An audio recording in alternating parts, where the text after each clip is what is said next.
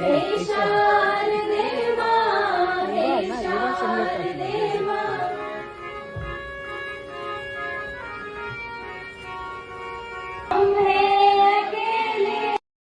जो युवा 18 से 25 वर्ष की आयु प्राप्त थे वे इसके लिए रजिस्ट्रेशन करवा सकते थे। ऑनलाइन रजिस्ट्रेशन की इसके लिए व्यवस्था थी। 9 मार्च अंतिम तिथि थी, जिसे बढ़ाकर 16 मार्च किया गया। पूरे भारत को 306 क्लस्टर में बांटा गया है, जिलों के क्लस्टर में।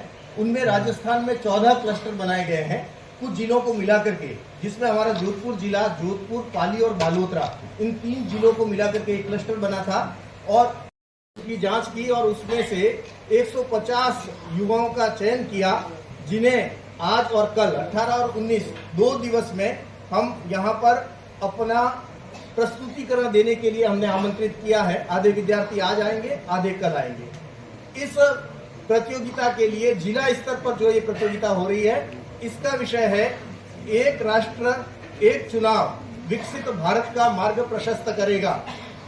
1920 से यहाँ शिक्षा, सशक्तिकरण और नेतृत्व के बीज बोए जाते हैं और उन्हें खिलने का अवसर भी दिया जाता है। आज इस कार्यक्रम, जिसकी थीम विकसित भारत युवा संसद है, मुझे लग रहा है कि हम सिर्फ एक आयोजन का हिस्सा नहीं है, बल्कि हम ज्ञान, भागीदारी और प्रगति की क्रांति को प्रज्वलित कर रहे हैं। श्री महालक्ष्मी शिक्षण संस्थान का हमेशा से ये विश्वास रहा है कि शिक्षा समाज को आकार देने वाली एक मूक क्रांति है। माननीय प्रधानमंत्री नरेंद्र मोदी जी की दूरदृष्टि से प्रेरित होकर हम एक ऐसे राष्ट्र के लिए खड़े हैं जहां योग्यता ही सफलता का मार्ग प्रशस्त करती है। आज आयोजित युवा संसद इस दृष्टिकोण को मूर्त रूप देती है, जहां आगे कैसे बढ़ाना है, क्योंकि आप सब लोग शक्ति के पुंज हो और सारे बच्चे, सारे युवा, उनकी शक्ति एक साथ मिलकर एक इतनी बड़ी महाशक्ति का निर्माण 2047 में करने के लिए उत्सुक है। और सबके अरमान है, कोई बिजनेस के फील्ड में जाना चाहता है, कोई साइंटिस्ट बनना चाहता है, कोई मेडिकल साइंस में जाएगा, कोई इंजीनियरिंग में जाएगा, कोई कॉमर्स में सीए करेगा, सीएस करेगा, एसडब्ल्यू करेगा। पर सबके मन में भावनाओं के, आकांक्षाओं के पंख लगे हुए हैं और सब उड़ने की प्रतीक्षा में है। मैं इतना ही कहूँगा कि हमारे देश के यशस्वी प्रधानमंत्री आदरणीय मोदी जी ने और राजस्थान के यशस्वी मुख्यमंत्री भजन लाल जी ने इस पूरे बजट के अंदर जो राजस्थान का था, वो युवाओं को समर्पित था। युवाओं को आगे अपने हुनर को निखार कर स्किल डेवलपमेंट के माध्यम से हो या कोई एजुकेशन के माध्यम से न हो, फॉरेन एजुकेशन के माध्यम से हो, हम सब युवा, हमारे मन की भावना और हमको जो हम सपने लेके बड़े हुए हैं और हमको आगे क्या बढ़ना है, उसका एक रास्ता जो था, मार्ग था, वो मार्ग को इस सरकार ने और मोदी जी के नेतृत्व में, उनके आशीर्वाद से, उनकी योजना के हिसाब से जो 2014 से वो युवाओं के लिए कर रहे हैं, एक आगे का रास्ता खुला है। एक नए भारत, नए विकसित भारत 2047 के अंदर जो आर्थिक और सामरिक विश्व की सबसे बड़ी शक्ति बनने की तैयारी में है। मैं आप सब युवाओं से इस अवसर पर यही आह्वान करूंगा कि जो युवा संसद का ये कार्यक्रम विकसित भारत के अंतर्गत रखा गया है, आप सब लोग, मेरा आपसे बहुत करबद्ध निवेदन है आप सब लोगों से, अपने मन के अंदर अपनी भावनाओं को बिना दबाते हुए किस तरह भारत के नव निर्माण में 2047 की सबसे बड़ी विश्व की शक्ति बनने के निर्माण में हम अपना योगदान कैसे दे सकते हैं, हम कैसे इस चीज़ को सोचते हैं, उसके बारे में इस पूरे सत्र के अंदर जरूर अपनी अभिव्यक्ति प्रस्तुत करें। खुद के अंदर जो आपने इनोवेटिव कोई आपने सोचा हुआ है, हो सकता है वो हम सब के लिए कोई प्रेरणा का माध्यम हो। मैं आपको सभी इसी शुभकामना के साथ अपनी वाणी को विराम देता हूँ।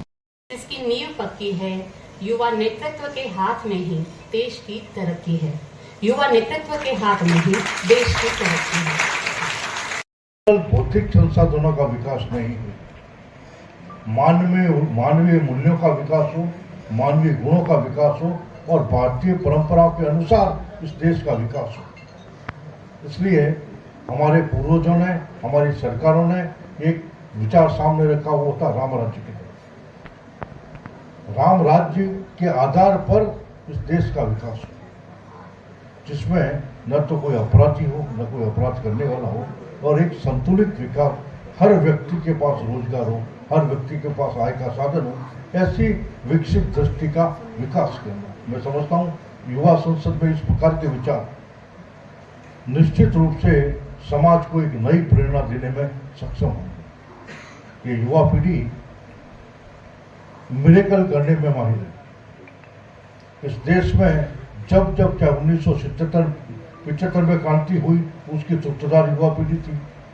2014 में जब नरेंद्र मोदी जी आए तो उनके साथ में जो जिस तरह से युवा पीढ़ी जुड़ी और जुड़ के एक देश में परिवर्तन का दौर, और उस केवल परिवर्तन का दौर केवल सरकारों के परिवर्तन तक नहीं रुका, उसके बाद दूरगामी सोच के कैसे आर्थिक सामाजिक निर्णय सरकार ने लिए, उस सब के पीछे अगर प्रेरणा थी तो इस देश की युवा शक्ति, मैं इस देश की युवा शक्ति पर नमन करता हूँ।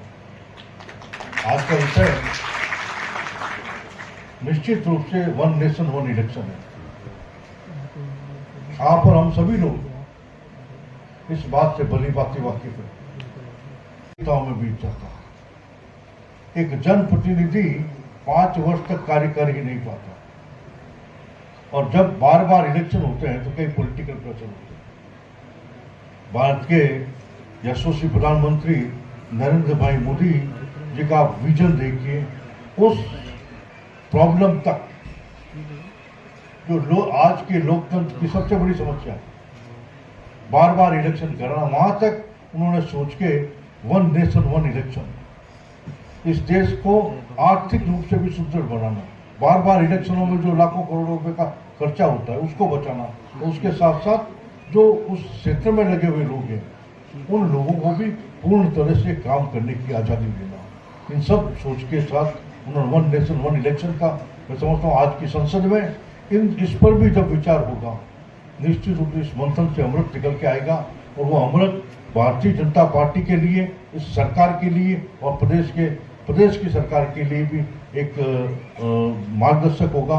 हम सभी लोग आपके जो सुझाव आएंगे, मैं तो आयोजकों से ये निवेदन भी करूंगा कि 3-3 मिनट की जो क्लिपिंग है उसमें कुछ अच्छे क्लिपिंग हम लोगों को भेजे जाए, ताकि हम उस आधार पे जब विधानसभा में खड़े हैं तो हम आप लोगों की चर्चा कर सकें, आप लोगों ने जो बातें बताई है उन बिंदुओं पर वहाँ चर्चा कर सकें, क्योंकि हम कहाँ से लाते हैं, आप लोगों के बीच में रहकर जो सीखते हैं वो वहाँ तक पहुँचा देते हैं।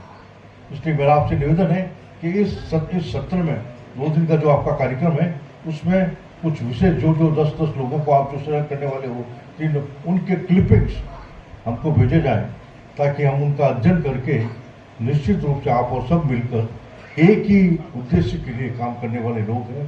भारत माता पुनः विश्व गुरु बने, हमारा प्रदेश विकसित प्रदेश बने, हमारा देश एक विकसित राष्ट्र बने, इस दिशा में हम सभी अपनी भागीदारी निभाते हुए हम सभी एक बार पुनः आपने मुझे बुलाया, सम्मान किया, और आप सभी प्रतिभागियों को उज्जवल भविष्य की कामना करते हुए कि आप अच्छे मार्ग से इस प्रतियोगिता में जीतें, और मैं आपका अगला कार्यक्रम जब राजस्थान की विधानसभा में हो, मैं आपको उस विधानसभा में भी देखूं। धन्यवाद, जय हिंद। आज इस मन की बात का जो अवसर है वो आप सबको इस युवा संसद के माध्यम से दिया गया है।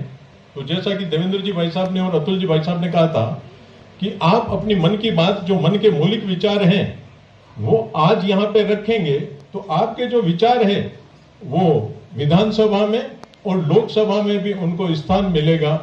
इनके जो व्याख्यान आते हैं, इनके उद्बोधन होते हैं, उनमें भी आप लोगों के विचारों का प्रकटीकरण होगा।